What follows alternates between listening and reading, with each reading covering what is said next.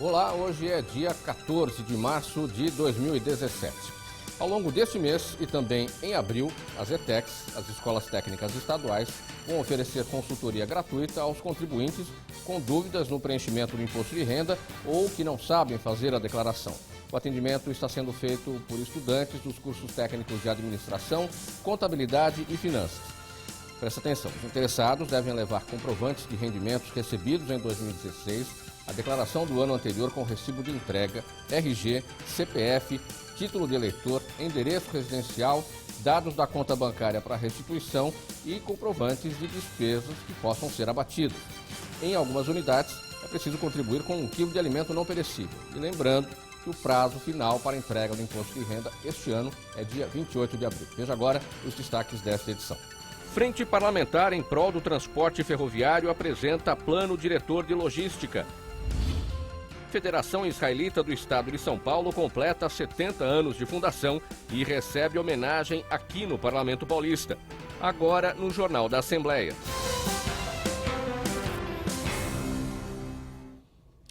Uma sessão solene na Assembleia Legislativa homenageou a comunidade judaica pelos 70 anos de fundação da Federação Israelita do Estado de São Paulo. Entre os judeus, a música é uma forma de culto em todas as celebrações. E os acordes marcaram as homenagens da Assembleia Legislativa pelos 70 anos da Federação Israelita do Estado de São Paulo. A sessão solene foi conduzida pelo presidente Fernando Capês e reuniu autoridades políticas. Secretário de Geraldo Alckmin, admirador do povo e da cultura judaica, representou o governador. A Federação Israelita, ela reúne várias confederadas, pequenas organizações judaicas, pequenas associações, entidades judaicas, grandes entidades judaicas comunitárias que fazem um trabalho social muito relevante, muito importante para o nosso estado, seja na capital, no interior, no litoral. A federação tem um papel realmente de organizar e de apoiar o trabalho social. Secretário de João Dória, de origem judaica, representou o prefeito. É um belíssimo trabalho, eu fico muito feliz de estar aqui representando o prefeito de 70 anos. É um apoio importantíssimo que a federação dá, não só para a comunidade judaica, mas para todos os povos. A comunidade judaica aqui no Brasil, especialmente em São Paulo, tem feito um trabalho brilhante na área social e tem trabalhado muito junto com os órgãos públicos, principalmente municipais e estadual. A Federação Israelita do Estado de São Paulo surgiu para organizar a imigração dos judeus refugiados no Brasil após a Segunda Guerra Mundial. O Brasil hoje representa a quinta ou a sexta comunidade internacional. Primeiro Israel, depois Estados Unidos. Tem outros na frente, como a Inglaterra, como é o caso da Argentina. Mas eu diria que a comunidade judaica ela não tem um papel representativo pelo número, senão pelas áreas nas quais ela se manifesta. Grandes empresários, profissionais liberais, no campo da artes, no campo da comunicação, a comunidade judaica é muito ativa, muito presente. Portanto, é uma comunidade que marca pela qualidade da atividade e não só pela quantidade das pessoas que aqui estão presentes. Metade dos judeus brasileiros vivem no estado de São Paulo. Então, naturalmente, ela é nossa parceira em muitas de nossas iniciativas e hoje, quando a gente está aqui sendo homenageado pelo Poder Legislativo do Estado de São Paulo, é uma grande satisfação.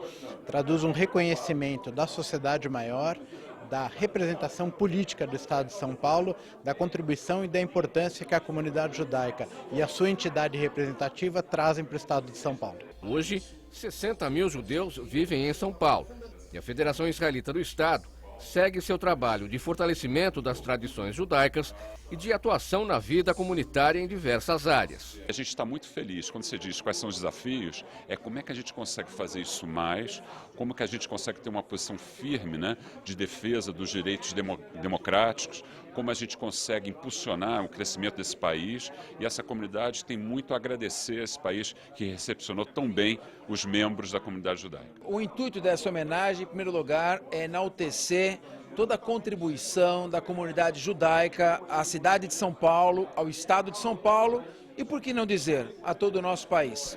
uma comunidade unida, que segue suas tradições, bastante apegada à religião, a valores espirituais e que tem se destacado nos mais variados setores, da medicina, ao direito, à engenharia, às artes e assim por diante.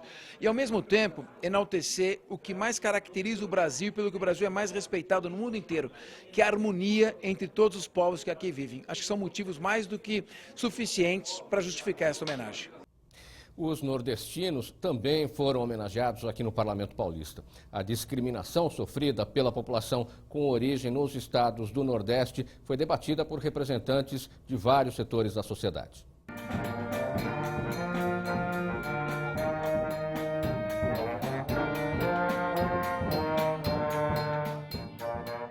Ao som de Asa Branca de Luiz Gonzaga, sob os acordes da Banda da Polícia Militar do Estado de São Paulo, foi aberto o 4º Congresso Nordestino, uma parceria do deputado Ramalho da Construção do PSDB e a ANESP, Associação dos Nordestinos. Esse casamento da comunidade nordestina com o deputado Ramalho e com a Adriana Ramalho, ele foi abençoado por Deus para que a gente possa agregar comunidade às políticas públicas e às nossas necessidades.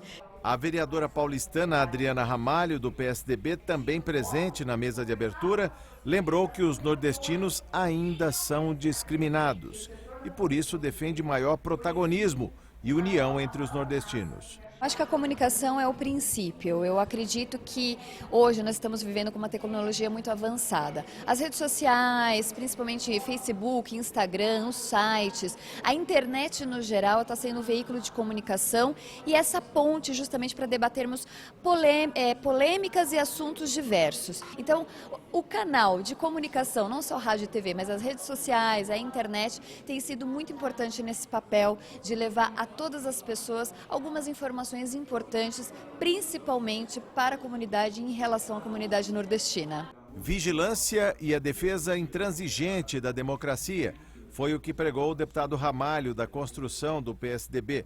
Ele defende a liberdade de expressão como forma de combater a discriminação e melhorar a condição de vida dos trabalhadores que ajudaram a construir a pujança desse Estado.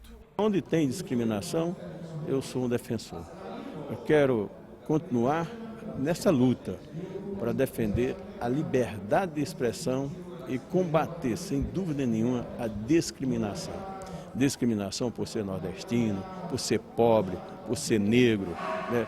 Enfim, até a liberdade da mulher prostituta, que é uma profissão.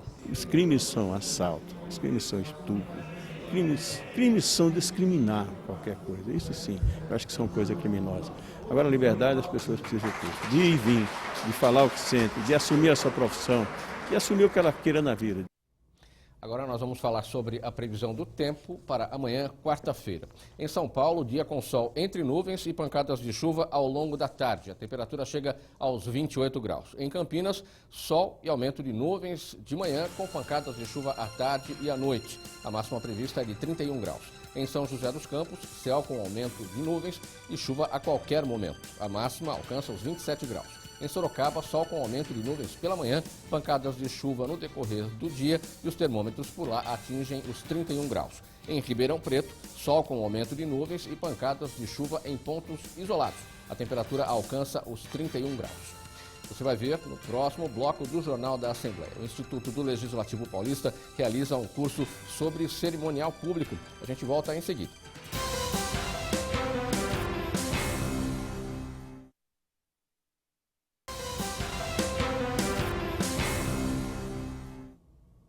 O Instituto do Legislativo Paulista promoveu um curso de cerimonial público voltado para o desempenho dos servidores nessa área e também para pessoas interessadas na atividade. 140 inscritos e 2 dias de aulas para quem trabalha com cerimonial público e quer se atualizar e para quem quer conhecer o universo da profissão. Eu decidi participar do workshop porque a Alesp ela é referência, né, em cerimonial e protocolo, e eu, como estudante da profissão de Relações Públicas e Comunicação Social, toda a minha história de estudo e trabalho foi sempre focado em cerimonial e protocolo. Eu gosto muito e eu acho que aqui vai superar minha expectativa, pois é um local de referência e tem respaldo na sociedade pela parte de cerimonial e protocolo. O tradicional curso do Instituto do Legislativo Paulista ofereceu aos alunos um panorama geral da área de cerimonial público. O objetivo desse workshop é compartilhar com os colegas a prática e a experiência vivida diariamente no cerimonial público, no cerimonial da Assembleia Legislativa. E o trabalho é, na organização de eventos, aplicar as normas do cerimonial público e também acompanhar as autoridades durante todos os eventos, seja interno na casa ou seja externo. Tratando, claro, da casa, da Alesp, da Assembleia Legislativa, de como é o funcionamento do cerimonial aqui, dos bastidores do cerimonial, trocar experiência com este público, com essa classe tão importante entre cerimonialistas e mestres de cerimônias, que é o público que nós estamos recebendo aqui, e tratar da importância, da valorização, da qualificação e também de outros temas que levam até a regulamentação da profissão que ainda nós não temos. Vamos abordar o passo a passo do cerimonial aqui na Assembleia Legislativa de São Paulo, explicando desde as tipologias de evento, como sessão solene, ato solene, entre outros tipos. E também explicar um pouquinho do nosso dia a dia aqui no cerimonial. E as aulas também abordaram a regulamentação específica do exercício da profissão.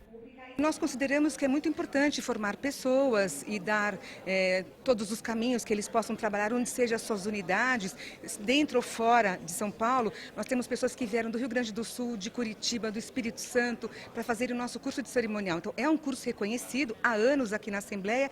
Então, quando a gente lança, ele lota. Temos 140 inscritos, esperamos que todos venham. O ex-deputado estadual Araripe Serpa lança novo livro aqui na Assembleia Legislativa. E entre os convidados, ex-parlamentares e ex-presidentes do Parlamento Paulista. Narrativas de um escudeiro foi dividido em 2 volumes. Nas quase 800 páginas, histórias dos bastidores da política entre os anos de 1945 a 1972. O Araripe representa os valores que imperavam na velha política, especialmente de lealdade, de vocação, de trabalho, de sacerdócio e de amor ao país. E isso ficou demonstrado na peroração que ele fez. Eu tive uma vida muito próxima a ele, junto à política. Muito embora não participei atualmente, digamos assim, diretamente. Porém, ao lado dele, sempre procurando incentivá-lo e demonstrar que esse era o caminho que ele tinha que seguir e deveria seguir. Entre os convidados que levaram exemplares autografados para casa, políticos e amigos. Pessoas como ele, com a obra que ele faz, com os discursos que ele tem, que são obras literárias, verdadeiras obras literárias, que estão gravadas e que ninguém vai atrás disso, são coisas que ficam perdidas. E daí a importância desse livro que ele escreveu agora, que ele volta a mostrar a capacidade de escritor, a capacidade do vernáculo que ele tem de usar um português maravilhoso e contar um pedaço enorme da história do Brasil que ele viveu pessoalmente, né? A figura do Araripe Serpa foi sempre muito importante dentro da política de São Paulo. E você veja, meu pai já era companheiro dele na antiga Assembleia. Depois seguiram juntos por toda uma vida política que durou mais de 40 anos.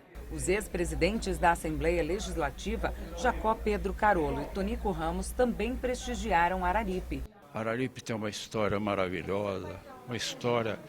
Olha, não tem adjetivo no nosso dicionário capaz de resumir tudo aquilo que o Araripe representou de verdadeiro na política do Brasil. Ele foi, como representante de São Paulo, um exemplo, não só para nós paulistas, mas sobretudo para todos os brasileiros. São 800 páginas, essas páginas retratam a verdade, porque Araripe é muito sensível. Araripe é talvez o único conhecedor da história do Jânio Quadro vivo, Araripe Serpa. Com esse lançamento dessa obra, eu acho que nós temos uma preservação da memória brasileira, até então esquecida, porque esse aspecto de o criador e a criatura no caso do Jânio Quadros e Araripe Serpa, vem à tona de novo e fica registrado na história do Brasil isso aí. Araripe Serpa escreveu os fatos mais marcantes do estado de São Paulo no período em que participou direto ou indiretamente da política paulista. Fui protagonista, fui assistente, mas estava dentro da história. As histórias são assim, narram aquilo que ouviram dizer, mas eu vi. Eu estive ao lado dessas pessoas em momentos dramáticos da vida brasileira. Passei 16 anos nesta casa, no velho Palácio 9 de Julho. Significa muito para mim. Então, reunir os amigos, estar aqui é uma alegria ímpar que não posso esquecer. Vamos falar mais da previsão do tempo para amanhã, quarta-feira, em outras cidades do interior e também do litoral do estado. Em Santos, manhã nublada com pancadas de chuva à tarde e à noite. A temperatura vai a 26 graus. Em São José do Rio Preto, sol com algumas nuvens, sem possibilidade de chuva. A temperatura alcança os 32 graus. Em Mogi das Cruzes, manhã nublada com pancadas de chuva no decorrer do dia. A máxima por lá chega aos 27 graus. Em Piracicaba, dia de sol, com aumento de nuvens, chove à tarde e à noite. A temperatura alcança os 30 graus. Veja a seguir no Jornal da Assembleia. O Parlamento Paulista homenageia o Rotary Clube de Santos, que completa 90 anos de fundação. A gente volta já.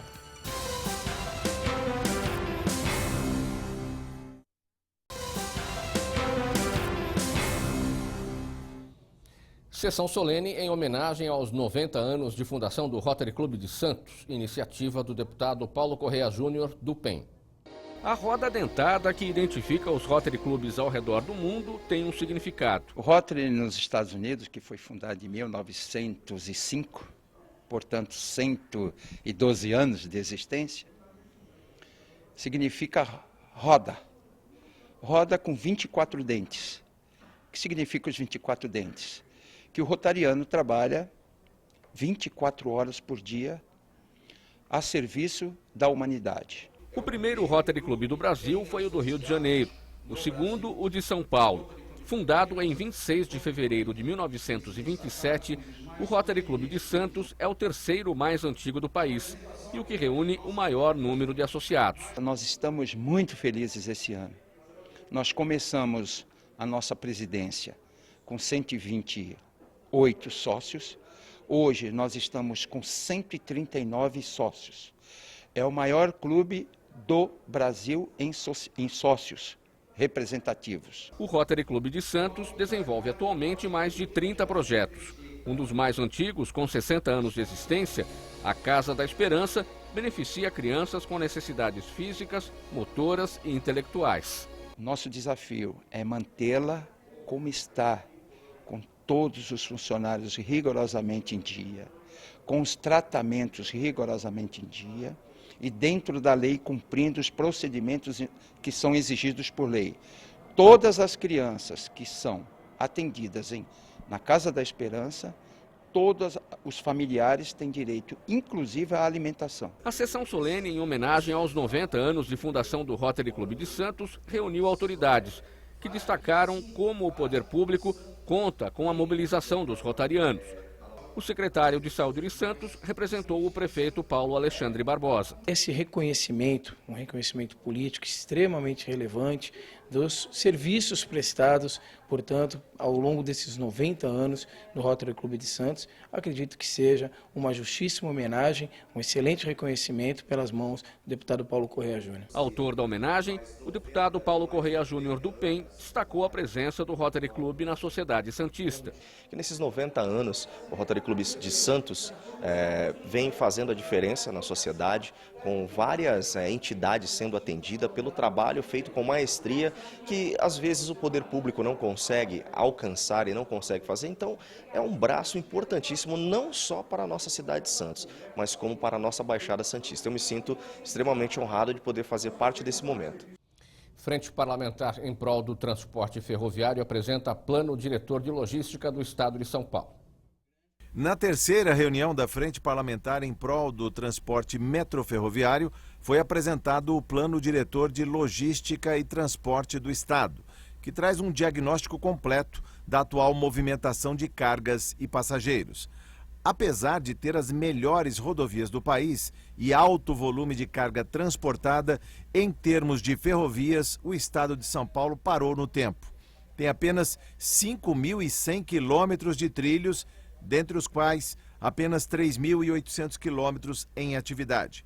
Segundo o plano, as ferrovias que hoje detêm apenas 12% das cargas vão conquistar uma fatia bem maior até 2030. São Paulo, como estrada industrial, ele tem uma necessidade muito grande, grandes volumes de carga geral que estão no caminhão apenas. Então esse projeto vem no sentido de melhorar a participação da ferrovia no segmento de transporte de carga geral. O plano foi bem recebido por empresários e representantes da sociedade civil, preocupados com a atual saturação do sistema. Os dados são alarmantes.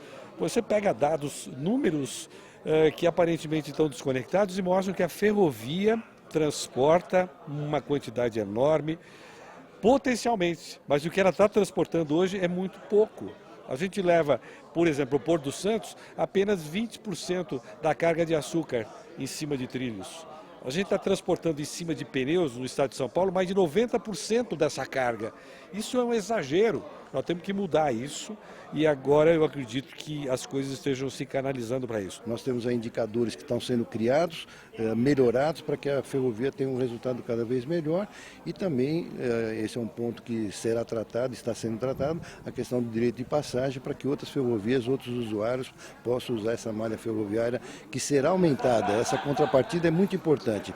Nós estivemos falando ainda aqui hoje de que a Rumo, que hoje tem uma capacidade na malha paulista de 35 milhões de toneladas por ano, ela fará os investimentos necessários para mais do que dobrar essa capacidade para 75 milhões de toneladas por ano. Os deputados também esperam melhor aproveitamento da malha ferroviária, inclusive com o transporte de passageiros entre cidades da macrometrópole, Campinas, Sorocaba, São José dos Campos e São Paulo. Nós temos em outros países a priorização do transporte ferroviário, aqui no estado de São Paulo não pode ser diferente. Então nós temos aí no plano também investimentos previstos nessa área e nós vamos buscar junto ao governo federal também a ampliação desses investimentos. É mais do que urgente o investimento na ferrovia. E a exposição mostrou também que de rodovias nós estamos muito bem servidos. Não há necessidade mais de fazer qualquer outra rodovia, Ana, por várias razões, inclusive aquelas que eu disse da dificuldade que você tem de alargar. Então a saída qualquer é a ferrovia, trem de passageiro, trem regional e transporte de carga. A exposição Quinográficos do artista Feres Cury pode ser vista na Caixa Cultural até o dia 7 de maio. A repórter Priscila Silvério foi até lá para ver de perto esse trabalho e conta todos os detalhes para a gente. Priscila.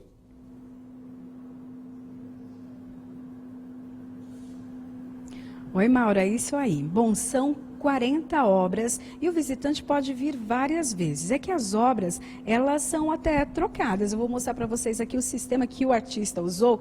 Aqui é o rolo, ele pintou, colocou as obras neste rolo e tem esse mecanismo aqui que diariamente é acionado. Então, olha lá na tela, muda, vai para outra tela. Essa foi uma estratégia, então, que o artista usou para mostrar várias obras num espaço só. Quem vai falar um pouquinho com a gente é o Sérgio Pisoli, que é o curador da exposição Quinográficos. Por que quinográficos? Quinográficos, quino é uma palavra grega que significa movimento. É inclusive a palavra que origina cinema, a arte do movimento, né? Então, a exposição é diferenciada, porque o visitante ele chega aqui e fica parado e a obra se movimenta, né? E também é uma exposição multifacetada, porque ela tem os rolos, que são desenhos sobre o papel, tem os desenhos emoldurados, tem os livros, que são livros de artista ou livros de arte, como se costuma dizer, e tem as gravuras. Agora, ela tem uma unidade, tudo foi selecionado, se você olhar, tem coisas que parecem diferentes, mas o processo é o mesmo. Tem uma leveza em tudo. Primeiro é a arte sobre papel, o suporte é papel, o pigmento é mistura com água, essa horizontalidade que os rolos provocam tem em toda a sala, né? Você tem, por exemplo, em algumas obras, poemas escritos, grafados, né, caligrafados pelo artista, até eu chamei ele de eu chamei ele de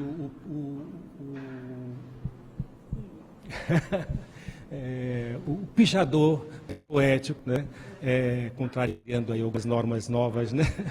Mas ele tem essa coisa da escrita, e essa mesma escrita, quando você chega na gravura, ele pega o objeto cortante, vai para cima da chapa de metal, para conseguir o preto, ele faz uma inscrição, ele escreve sobre essa chapa. Então, essa unidade toda permeia a exposição e leva o espectador a olhar com olhos novos, alargar o olhar aqui dentro e tocar o coração com os olhos.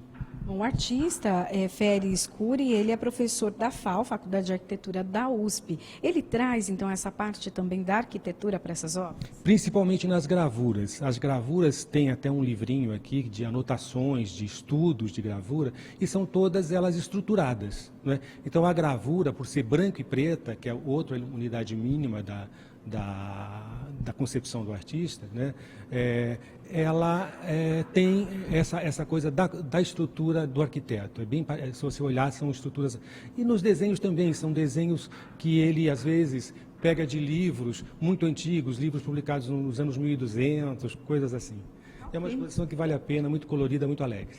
Ok, muito obrigado pelas informações. Bom, então a exposição Quinográficos do artista Feres Curi fica aqui na Caixa Cultural até o dia 7 de maio, na Praça da Sé, 111, fica bem pertinho da estação de metrô Sé, dá para vir caminhando, é gratuita, das 9 da manhã até as 7 horas da noite, de terça a domingo. Mauro. Obrigado pelas informações, Priscila.